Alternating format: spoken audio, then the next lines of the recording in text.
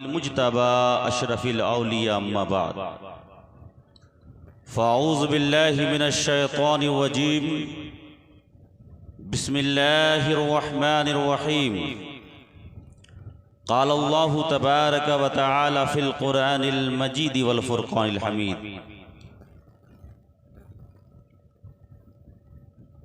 व इज़ इब्तला इब्राहीम रब्बुहु बिकलिमातिन फ़अतम्महुन्ना इला आखिरिल आया।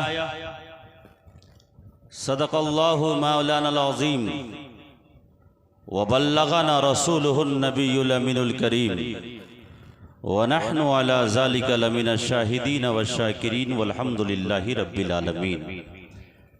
मोहतरम सामीन, आइए सबसे पहले हम और आप सब मिलकर अपने आका मौला हुजूर ताजदार मदीना रूह फिदा जनाबे अहमद मुज्तबा मोहम्मद मुस्तफ़ा सल्लल्लाहु तआला अलैहि वसल्लम की बारगाह बेकस पनाह में आप अपने अंदाज में दरूद पाक का नजराने अकीदत पेश कीजिए। पढ़िए अल्लाहुम्मा सल्ले अला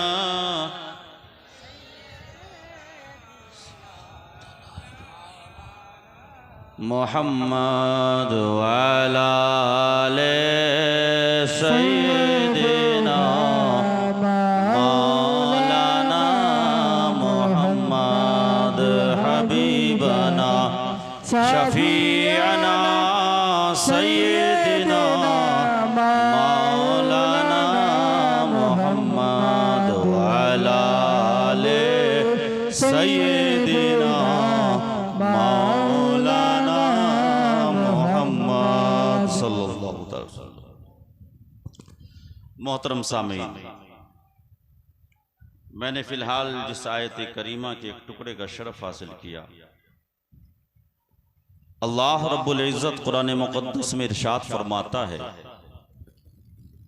व इज़ इब्तला इब्राहीम रब्बुहु बिकलिमात, और जब इब्राहीम को इब्राहीम के रब ने आजमाया, बेकलिमातिन चंद कलिमातों से, फ़अतम्महुन्ना तो हजरत इब्राहीम ने उसे पूरा कर दिया।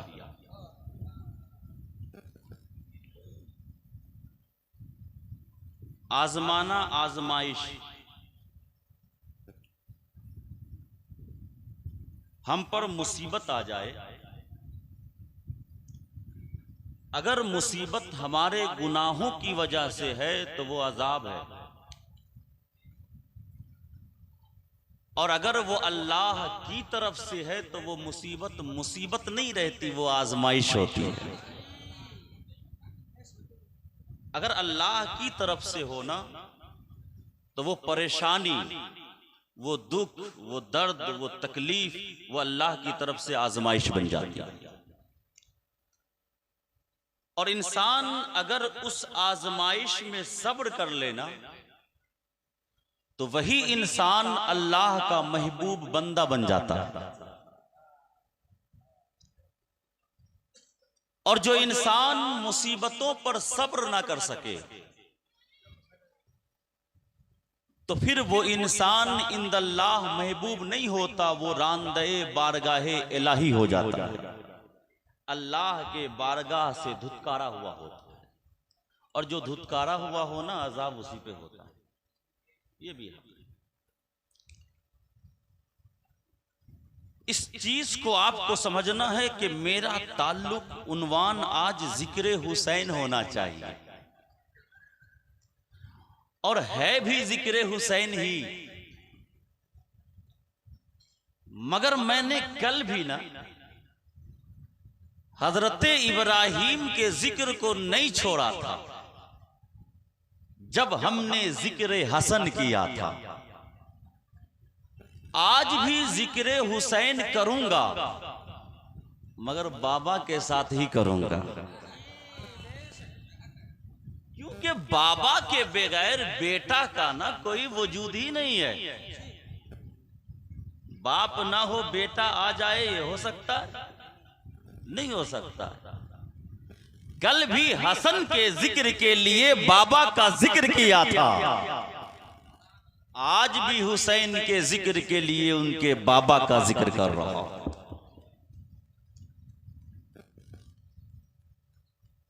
आजमाइश से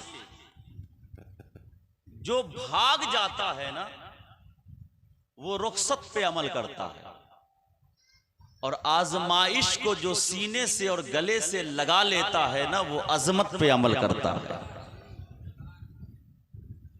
अजमत और रुखसत ये दोनों अलग अलग चीज है। रुखसत क्या है? नमाज आप पढ़ते हो ना, नफल नमाज, नफल नमाज ना रुखसत है। रुखसत क्या है? पढ़ो तो सवाब है, नहीं पढ़ो तो कोई गुनाह नहीं। इसी को कहते हैं रुखसत। नफल नमाज पढ़ो तो सवाब, नहीं पढ़ो तो कोई गुनाह नहीं, ये हुआ रुखसत। मगर रुखसत के बावजूद किसी ने नफल को नहीं छोड़ा और जिंदगी में मामूल बना लिया कि फर्ज भी पढ़ेंगे, सुन्नत भी पढ़ेंगे और उसके साथ साथ नफल भी पढ़ेंगे, तो हम कहते हैं कि ये अजीम बंदा हो गया है। इसलिए कि नफल में रुखसत था, पढ़ता तो सवाब, नहीं पढ़ता तो कोई गुनाह नहीं। मगर देखो अल्लाह का खौफ, अल्लाह की इज्जत, अल्लाह की अजमत इसके दिल में कितनी है कि ये फर्ज भी पढ़ता है, वाजिब भी पढ़ता है, सुन्नत भी पढ़ता है, नफल भी नहीं छोड़ता। गोया ये बंदा अपने खुदा से सबसे ज्यादा प्यार करता है। खुदा की अजमत। अच्छा कोथा बुझे गए, बुझले रुखसत और अजीमत। अजमत बोलो है ना, रुखसत करो तो ठीक है, नहीं करो तो कोई बात नहीं। नफल नमाज रुखसत है, जो कोई पढ़ता है ठीक है, नहीं पढ़ता है कोई गुनाह नहीं। मगर अजीमत क्या है? पढ़ ले तो अब उसकी अजमत बढ़ जाती है, उसकी बड़ाई बढ़ जाती है, वो इंसान काबिले ताजीम हो जाता है। ये पता चलता है कि उसके दिल में अल्लाह की अजमत और अल्लाह का खौफ कितना ज्यादा है। अब इसको दूसरी जुबान में समझो। आजमाइश की इब्तिदा, इब्तिदा बिगेन, शुरुआत। आजमाइश की इब्तिदा ये इब्तिला है। आजमाइश की इब्तिदा, उसकी शुरुआत, शुरुआत जानते ना, आजमाइश की इब्तिदा ये इब्तिला है, और आजमाइश की इंतहा यही करबला। बात समझ में आ रही? आजमाइश की इब्तिदा, शुरू जिसकी आजमाइश हो रही हो, अभी कदम रखा हो, तो आजमाइश की इब्तिदा ना यही इब्तिला है, और आजमाइश की इंतहा ना यही करबला है। इंतहा माना लास्ट, आखिरी। तो आजमाइश शुरू हुई हजरत इब्राहिम से। इब्राहिम को ख्वाब आया, मैं कुर्बानी चाहता हूं, तो कभी दुम्बे की कुर्बानी कर रहे हैं, कभी ऊंटनी की कुर्बानी कर रहे हैं। ख्वाब आना बंद नहीं हुआ, सपना पे सपना आ रहा है। हजरत इब्राहिम ने सोचा आखिर रब की रजा क्या है, तो पता चला अल्लाह मेरे बेटे की कुर्बानी चाहता है। हजरत इब्राहिम ने बेटे को लेकर कुर्बानी के लिए चल दिए। ये इब्तिदा है, ये आजमाइश की, इब्तिला की इब्तिदा है। चल दिए, मगर देखो जो ही हजरत इब्राहिम ने इस्माइल अला नबीना को ज़बह करने के लिए लेटाया, कुर्बानी करने के लिए लेटाया, बाबा से बेटे ने कहा, बाबा अपने आंखों पर पट्टी बांध लें, कहीं ऐसा ना हो कि बेटे की मोहब्बत की वजह से आप मेरे हलकों पे छुरी ना चला सके। इसलिए बाबा अपने आंखों पर काली पट्टी बांध लें, ताकि न बेटे का चेहरा नजर आए, न ही बेटे की गर्दन नजर आए, आप आसानी के साथ अल्लाह के हुक्म पर अमल पैरा हो जाएं, आप आसानी के साथ अल्लाह के हुक्म को मुकम्मल कर दें। मगर बाबा ने जब अपने आंखों पर पट्टी बांधी, मगर ये रब की कुदरत तो देखिए, हजरत इस्माइल को वहां से हटा लिया जाता है, उनकी जगह में फिदिया के तौर पर एक दुम्बा खुदा रख देता है। मगर यही दास्ताने करबला को उठाओ, वहां कोई फिदिया नहीं आया, जानवर नहीं आया, इमाम हुसैन है, 71 शोहदा हैं, साथ में कोई और नहीं, इमाम अली असगर भी हैं, साथ में कोई और नहीं, इमाम अली अकबर भी हैं, साथ में कोई और नहीं, अब्बास अलंबरदार भी है, साथ में कोई अब और नहीं, 71 नफूसे कुदसिया हैं। सबको अपने सामने में शहीद होते हुए देखे, पर ऐ हुसैन तुझे सलाम है, तेरी अजमत को सलाम है, तेरे सब्र को सलाम है, तेरे शुक्र को सलाम है। बेटे को कटवा दिया मगर सब्र का दामन न छोड़ा, अली असगर चला गया, सब्र का दामन न छोड़ा, कासिम की जवानी लुट ली गई मगर सब्र का दामन न छोड़ा, अब्बास के बाजू कट गए मगर सब्र का दामन न छोड़ा। लोटा बिलखता प्यास से हिचकोले लेता हुआ पूरा बजबूरा उस करबलो बला के मैदान में शहादत के जाम से नोश हासिल कर लिए, मगर हुसैन के कदम में थोड़ा और जर्रा बराबर भी थरथराहट और कपकपाहट का एहसास न हुआ। मगर सुनो, आखिरी वक्त जब आता है तो खुद हुसैन आजम अपनी तलवार को लेकर मैदान काले जार में निकल पड़ते हैं। निकलना ही था, जब आखिरी वक्त होता है तो हजरत हुसैन ने उस करबो बला की सरजमीन पर 71 नफूसाने कुदसिया को शहादत करने के बाद अल्लाह के रास्ते में अपनी गर्दनें भी दे दी और ये बता दिया कि हुसैन ने गर्दन इस्लाम को मसमार करने के लिए नहीं दिया है, हुसैन ने गर्दन दिया है तो नाना के दीन को बचाने के लिए।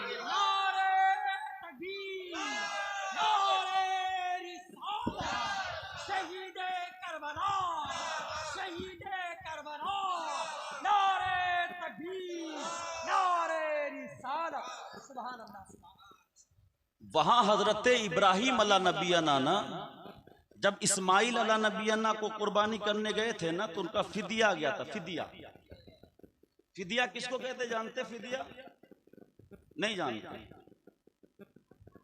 नहीं जानते ना। मगर जब इलेक्शन आता है तो दूसरों से लड़ना बहुत जानते हो। हाँ, जब इलेक्शन आ जाए दूसरों से लड़ने में सब आगे। फिदिया किसे कहते हैं किसी को मालूम नहीं। एक वो इंसान है जो बेचारा एकदम बूढ़ा है, खुस्सट बूढ़ा है, चल नहीं सकता, बैठ नहीं सकता, उसकी आंखें नहीं खुल रही हैं, इतना बीमार है वो शख्स, पानी छू नहीं सकता है। अब ना उस इंसान की कई नमाजें कज़ा हो गई, नमाज कज़ा हो गई, वो नमाज नहीं पढ़ सकता, नमाज उठ नहीं सकता, बैठ नहीं सकता, सो करके भी हाथ को बिल्कुल हरकत भी नहीं कर सकता। तो अब उसके लिए ना ये है कि जो नमाजें कज़ा हुई है ना उसका फिदिया दे दे। फिदिया क्या कहते हैं? उसके एवज में जो टका दिया जाता है ना उसी को फिदिया कहा जाता है। क्या कहा जाता है? फिदिया। उसी तरीके से कोई शख्स है रमजान के महीने में रोजे नहीं रखा और बाद में भी वो रोजे नहीं रख सकता, हालत नहीं है उसकी अच्छी, वो इतना कमजोर है कि अगर एक वक्त 1 घंटे 2 घंटे के बाद अगर वो पानी नहीं पिएगा ना तो वो बेहोश हो जाएगा, ऐसी हालत है उसकी। अब वो ईद की नमाज पढ़ने के बाद भी रोजे नहीं रख सकता है, तो हुक्म शरीयत का ये है कि तुम फिदिया अदा करो। तो अब रोजों का फिदिया हो गया, तो वहां ना कुर्बानी का फिदिया, हजरत इस्माइल अला नबियाना का फिदिया अदा किया गया था। और वो कौन सा फिदिया था? जन्नत से वो ना अल्लाह ने अपने फजल करम से दुम्बा अता फरमा दिया, वही फिदिया। समझ गए फिदिया है ना? इन सब चीजों को सीखो, दूसरे चीजों में इधर उधर वक्त जाय मत करो। वइज़िब तला इब्राहिम रब्बुहु बिकलिमातिन, अल्लाह ने ना अपने उस हजरत इब्राहिम की बहुतों आजमाइश की। और खुद अल्लाह फरमाता है ये इब्राहिम मेरा दोस्त है ना, मुझसे इतना प्यार करता है ना कि जितनी आजमाइशें मैंने इसकी की ना, ये सब आजमाइशों में कामयाब हो गया। सब आजमाइश में ये क्या हो गया? पास हो गया। तब अल्लाह रब्बुल इज्जत ने इरशाद फरमाया, ऐ इब्राहिम मैं तुझसे राजी हो गया, और जब मैं तुझसे राजी हो गया ना, मैं खुश हो गया, तो ऐ इब्राहिम मैं तुझे एक इनाम देना चाहता हूं। क्या देना चाहता हूं? एक इनाम देना चाहता हूं। इनाम क्या है? खुद अल्लाह रब्बुल इज्जत ने कुरान मुकद्दस में इरशाद फरमाया, क़ाला इन्नी जाइलुका लिन्नासी इमामा। ऐ इब्राहिम मैं तुझे ना लोगों का इमाम बनाना चाहता हूं, लोगों का इमाम बनाना चाहता हूं। जानते हो इमाम कौन होता है? इमाम वो होता है जो खुद हक हो। इमाम कौन होता है? हक पर होना, हक होना दोनों अलग है। जो सीधे राह पर चले ना, वो कहते हैं हक पर है, और जो इमाम होता है ना, वो हक पर चलते चलते खुद हक बन जाता है। जो इमाम होता है वो हक पर चलते चलते खुद हक बन जाता है। अब वो इतना बड़ा हक हो जाता है ना, अब उसके पीछे पीछे जो चलता है ना, वो भी हक वाला हो जाता है, वो भी हक वाला हो जाता है। हजरत इब्राहिम ने इरशाद फरमाया, ऐ अल्लाह तू तो मुझे इतना बड़ा इनाम दे रहा है कि मुझे इमाम बनाना चाहता है। अब सवाल किया उस इब्राहिम ने, मौला व मिन ज़ुर्रियती, ऐ बारे लाहा इमाम सिर्फ मुझे ही बनाना चाहता है या फिर मेरी औलादों में से भी बनाएगा? क़ाला व मिन ज़ुर्रियती, मौला सिर्फ तू मुझे ही इमाम बनाना चाहता है या जो मेरी औलाद होंगी, मेरी औलादों में भी तू इमाम बनाएगा? अल्लाह इरशाद फरमाता है, ला यनालु अहदी ज़ालिमीन। इब्राहिम मैं तो इमाम तेरी औलादों में बनाऊंगा ही, मगर सुन, उसे नहीं बनाऊंगा जो जालिम होंगे। ला यनालु अहदी ज़ालिमीन, उस इंसान को इमाम तेरी औलादों में बनाऊंगा, मगर इमाम जो तेरी औलादों में मैं बनाऊंगा ना, तो इमाम उसे बनाऊंगा जो हक पर होंगे। जो जालिम होंगे, जुल्म करने वाले होंगे, झूठ बोलने वाले होंगे, दूसरों की जमीन हड़पने वाले होंगे, चुगली करने वाले होंगे, गीबत करने वाले होंगे, उसे इमाम नहीं बनाऊंगा। ये अल्लाह का कानून है। अब मैं उलमा से कहूंगा कि आज के दौर के जो इमाम हैं, अल्लाह का कानून ये है, जो इमाम होता है वो झूठ नहीं बोलता, और जो झूठ बोले वो हमारा इमाम नहीं हो सकता।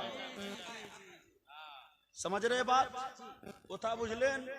लेकिन आज हमारा दौर खुशिया बर्दारी का है। अब मैं इसकी एक्सप्लेन नहीं करूंगा, ये अरबी की जुबान में भी गाली है। जानते हो क्या खुशिया बर्दारी का है? आज हमारे सफ का मौलवी और आलिम भी वही है, जो अमीर है ना उसकी खुशिया बर्दारी करता है। आप देखो मस्जिदों को, उठाओ मस्जिदों के इमाम के हालातों को और पता करो कि इसकी जिंदगी कैसे गुजरी। आपको पता चलेगा कि ये इमाम अपनी बातों से मुक्तदी को नहीं चलाता, मुक्तदी अपनी बातों से इमाम को चला रहा है। देखो ना इमाम की हालतों को। मुक्तदी अपनी मर्जी से, मुक्तदी कहेगा इमाम साहब इटा पंखा खराब हो गए छे, अपना के ठीक करते हो बे। बोलो गलत कहता हूं तो बोलना। इमाम अल्लाह का कानून ये है, जालिमों को इमामत नहीं दूंगा। पता क्या चला, जो जालिम होगा वो इमाम नहीं हो सकता है, जो इमाम होगा उसके अंदर जुल्म का शेबा नहीं। इसलिए मैं आपसे भी गुजारिश करूंगा, इमामों पर हुक्म मत चलाओ और इमामों के रवैये को भी देखो। उस इमाम को अपनाओ जो इमाम झूठ से पाक हो।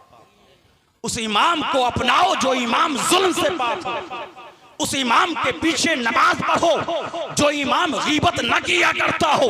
उस इमाम के पीछे नमाज पढ़ो जो इमाम चुगलियां न किया करता हो। उस इमाम के पीछे नमाज पढ़ो जो इमाम तुम्हारा हो और दूसरों की बुराइयां न करता हो, फितने न फैला। आज फितना आम है, इतना ज्यादा फितना, हमारे लिबास में फितना बहुत ज्यादा है। आज लोग ये कपड़ा पहन करके ना लोगों को धोखा दे रहे हैं। इमाम को ढूंढने आयो, अब आप ही बताओ 1000 में कैसा इमाम मिलेगा? आप ही बताओ ना 2000 में कैसा इमाम मिलेगा? अरे आप ही बताओ 3000 में कैसा इमाम मिलेगा? जब तक वो अमीरों के चौखट को चाटेगा नहीं ना, तब तक उसकी जिंदगी नहीं गुजरेगी। उलमा के भी तो पेट है ना, इसलिए मैं आलिमों से कहता हूं हक पर रहो, हक का साथ कभी मत छोड़ो। जिक्र हुसैन में बैठे हो, आज ही यही वादा कर लो कि हम गलत का साथ नहीं देंगे, क्योंकि जो गलत पर चलता है, गलत का साथ देता है, वो यजीदी होता है। जो हक के दामन को नहीं छोड़ता है वही हुसैन। जो हक के दामन को मजबूती से थामता है वही हुसैनी होता है। जो जुल्म के दामन को थामे रखता है वो हुसैनी हो नहीं सकता। तो क्या फरमाया? ला यनालु अहदी ज़ालिमीन। इमाम तो बनाऊंगा तेरी औलादों में, मगर उसको नहीं बनाऊंगा जो जालिम होंगे, जो जुल्म करने वाले होंगे। इमाम उसी को बनाऊंगा जो हक पर होंगे। तो हजरत इब्राहिम ने ना उसी वक्त एक दुआ की कि ऐ अल्लाह, वो नबी जो तेरा महबूब होगा, वो नबी जो आखिरी नबी होगा,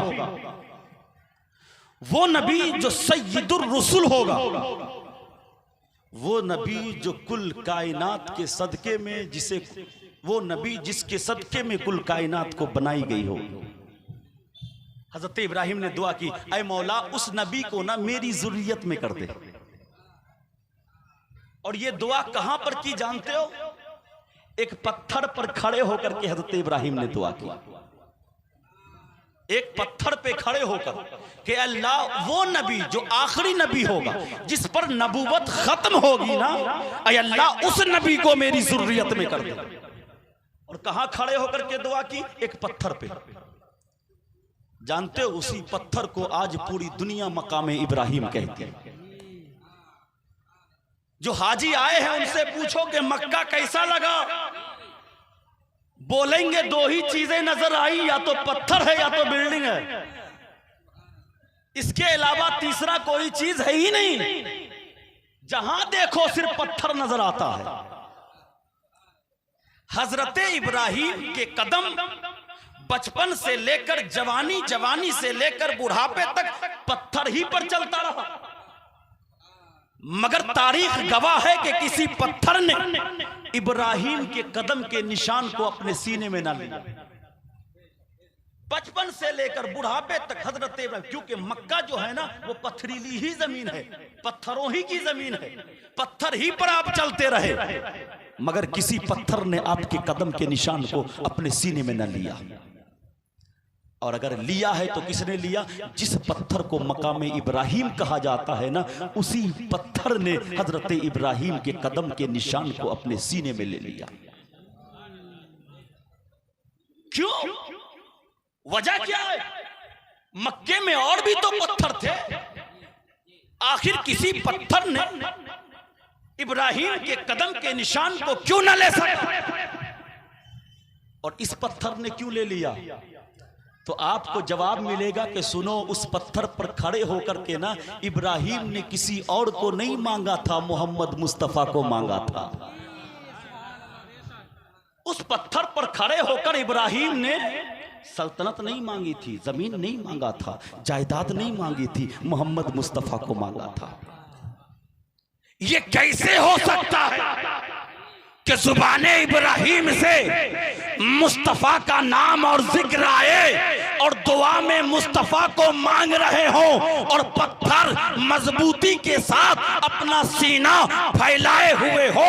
ये हो नहीं सकता है। जिक्र मुस्तफा हो तो पत्थर भी पिघल जाता है, जिक्र मुस्तफा हो आसमान झुक जाता है, जिक्र मुस्तफा हो दरख्त उखड़कर मुस्तफा के कदमों में आ जाता है। तो ये हो नहीं सकता कि इब्राहिम पत्थर पे खड़े होकर मुस्तफा का जिक्र करे और पत्थर ना पिघले। ये हो,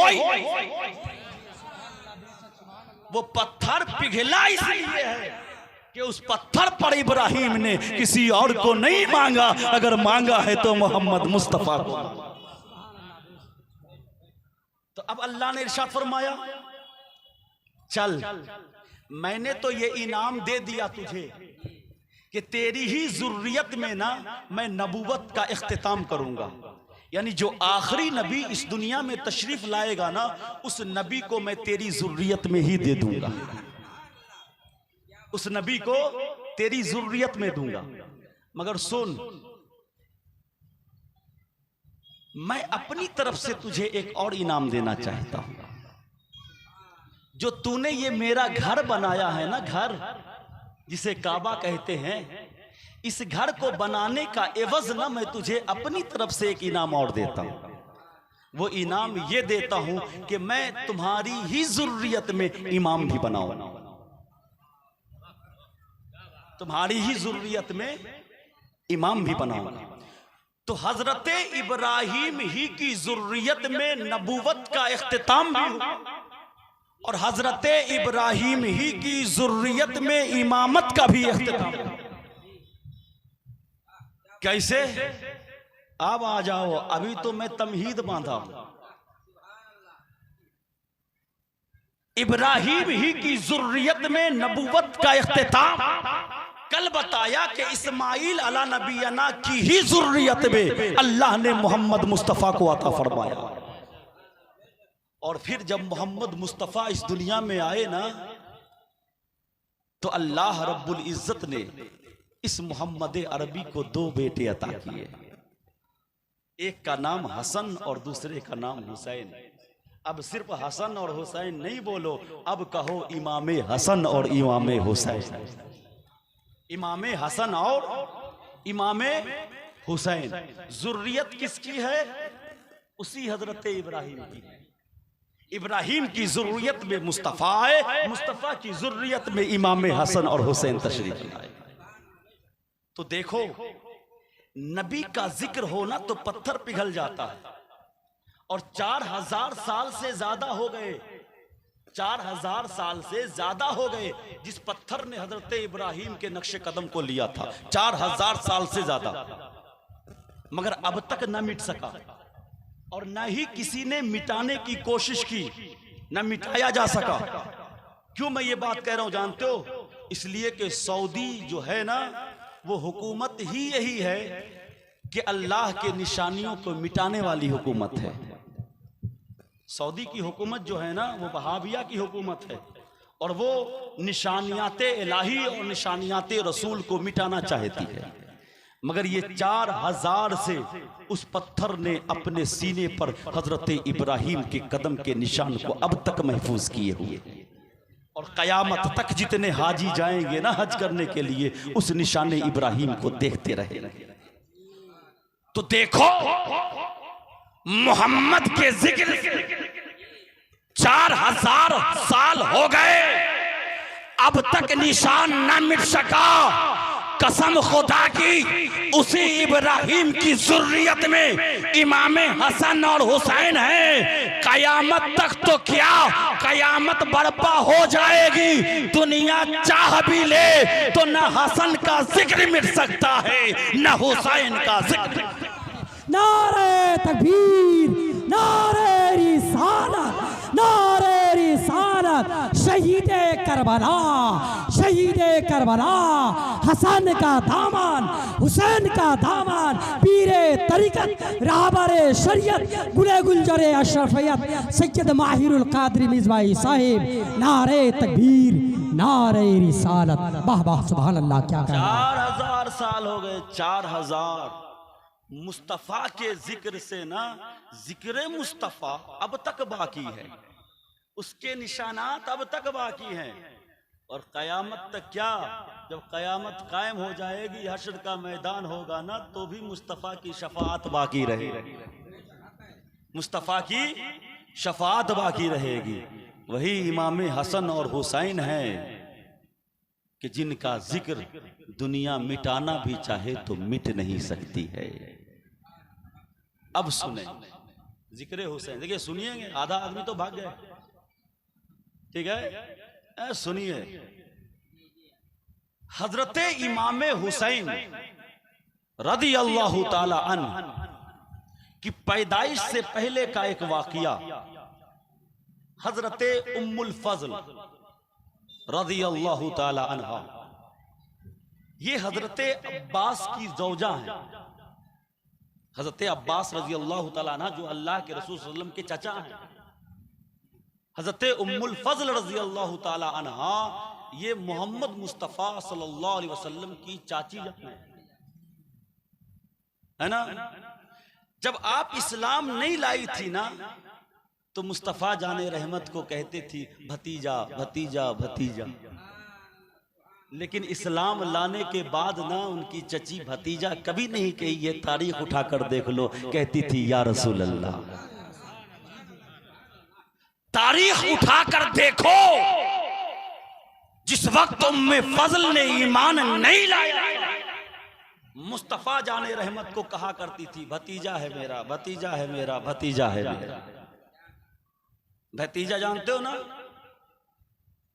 चाचा की बीवी, चाचा का भतीजा है ना, भाई का बेटा। और लेकिन जब ईमान ले आई ना, तो कभी भी अपनी जुबान से भतीजा नहीं कही कि या रसूल अल्लाह, या हबीब अल्लाह, या मोहम्मद रसूलुल्लाह। तो आज भी पहचान लो, आज भी पहचानो,